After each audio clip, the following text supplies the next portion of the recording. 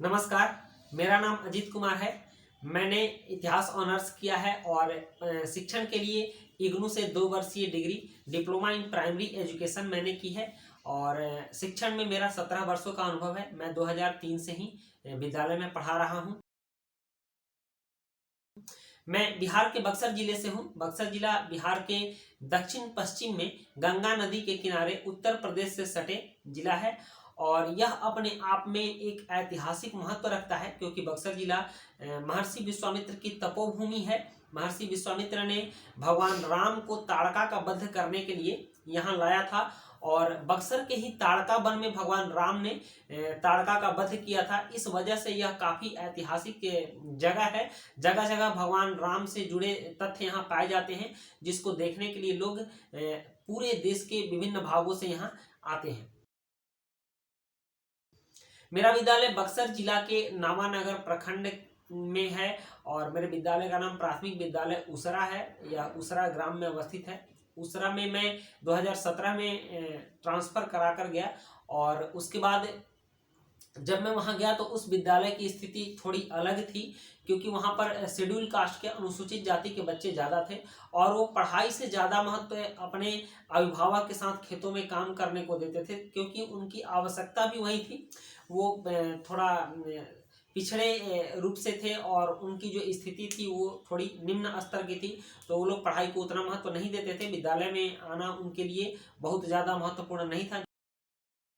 ये हमारी समस्या थी कि सबसे पहले उनको कैसे विद्यालय लाया जाए, तो इसके लिए हम लोग घूम घूम कर विद्यार्थियों को विद्यालय लाना शुरू किए। मैं और मेरे साथ एक और प्रधानाध्यापक हैं। मेरे विद्यालय में 120 बच्चों का नामांकन था। जब हम लोगों ने घर घर घूमकर बच्चों को विद्यालय लाना शुरू किया तो पूरे 80-85 बच्चे प्रतिदिन विद्यालय आने लगे। जब बच्चे विद्यालय आने लगे तो मैंने देखा कि वर्ग के हिसाब से उनका जो स्तर है भाषा का, गणित का या फिर अंग्रेजी विषयों की, यह स्तर निम्न है। उनको थोड़ा और कुछ जानना चाहिए था जो कि उनको वो शिक्षा नहीं मिल पाई थी, जिसकी कमी दोनों तरफ से थी कि विद्यालय में पहले शिक्षक नहीं थे और बच्चों के पास पढ़ने का समय नहीं था, रुचि भी नहीं थी। तो हम लोगों ने उनको रुचि जगानी शुरू की।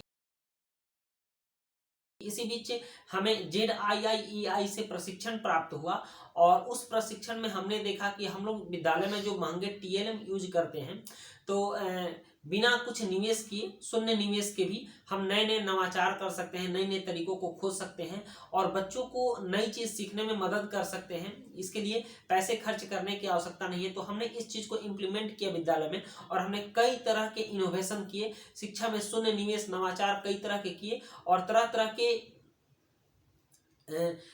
सुधारात्मक कार्यक्रम भी लागू किए।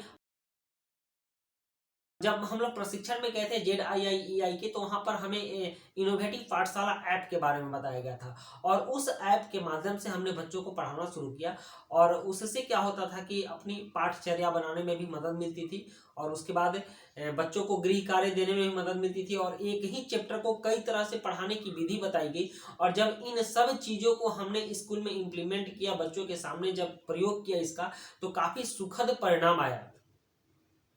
गणित में तो बच्चे बिल्कुल ही मतलब क्या कहें कि पूछ पूछ कर अपने से पढ़ने लगे, सर ये कैसे होगा, वो कैसे होगा, जिसके लिए हम लोगों ने सांप सीढ़ी वाले तरीका को अपनाया, ग्रिड गेम को अपनाया और अनुभवात्मक शिक्षण को अपनाया। तो इस सब विधि से बच्चों में पढ़ाई की रुचि जगी और बच्चे खुद ब खुद विद्यालय आने लगे। अब हमको उनको लाने के लिए उनके घरों तक नहीं जाना पड़ता था और बच्चों को पर्यावरण की शिक्षा तो अनुभवात्मक शिक्षण के माध्यम से हम लोगों ने दी। हर चीज़ दिखा दिखा करके दिया और उसके लिए कहीं से भी हमको किसी भी तरह के निवेश की आवश्यकता नहीं पड़ी। आस पड़ोस की चीज़ों से या फिर विद्यालय में उपस्थित वस्तुओं से या फिर अपने से थिंकिंग करके, और नहीं तो हमारे जो प्रशिक्षक थे, हमने अपनी जो इनोवेशन थी, अपनी जो खोज थी, उनके साथ जब हमने साझा की और उस तरह की गतिविधियों के बारे में जो कि हमारे मन में थी लेकिन हम उसको कर नहीं पा रहे थे, तो प्रशिक्षक महोदय लोग जो ZIIEI में हमारा प्रशिक्षण दिए थे, हम लोगों को प्रशिक्षित किए थे, उन लोगों से जब हमने शेयर किया तो हमारे इनोवेशन में उन्होंने सुधार करके सुझाव दिया कि इसको आप इस ढंग से लागू कीजिए तो यह अच्छा परिणाम देगा। और वास्तव में हमने जब उनके कहे अनुसार लागू किया तो विद्यालय का परिवेश ही बदल गया। बच्चे सीखने लगे, बच्चे जानने लगे और पढ़ाई में रुचि लेने लगे। अब जो बच्चे अपने माता पिता के साथ खेतों में चले जाते थे वो समय से विद्यालय आने लगे। और यही नहीं, लॉकडाउन में हम लोगों ने इनोवेटिव पाठशाला ऐप के माध्यम से बहुत सारी विधियों को सीखा, ऑनलाइन पढ़ाई करने के तरीकों को जाना और उस तरीके के साथ हम बच्चों के साथ जुड़े रहे। बहुत सारे वीडियो बना कर बच्चों को भेजते रहे। कभी कभी जूम ऐप के माध्यम से भी बच्चों से जुड़े, बच्चों से भी वीडियो बनाकर हमने मांगना शुरू किया। उनसे कहा कि चैप्टर से आधारित आप नाट्य रूपांतर करके वीडियो बना के भेजो, आप कोई मैथ बनाते हो उसका वीडियो बनाकर भेजो। तो ये सब चीज उनको नया और अच्छा लगने लगा और उन लोगों ने हमारे पास भेजा।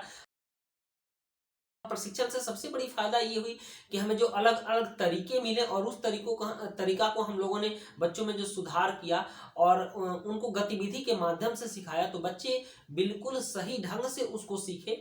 और फिर तो हमें ऐसा लगा कि टीचिंग में तो कोई मेहनत ही नहीं है, या फिर पढ़ने के लिए भी बच्चों में रुचि जगाने के लिए बहुत ज़्यादा मेहनत करने की आवश्यकता नहीं है। इसके लिए हमारा स्कूल अब रोल मॉडल स्कूल बन गया है जिले का।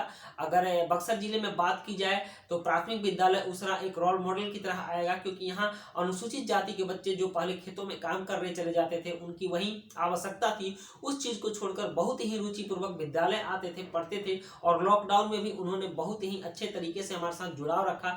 इस सब का श्रेय ZIIEI के प्रशिक्षण को हम देंगे और श्री अरविंदो सोसाइटी और HDFC बैंक को देंगे, जिन्होंने कि हमें यह मंच प्रदान किया है और हम अपने स्कूल को इस मुकाम तक पहुंचाए हैं। धन्यवाद।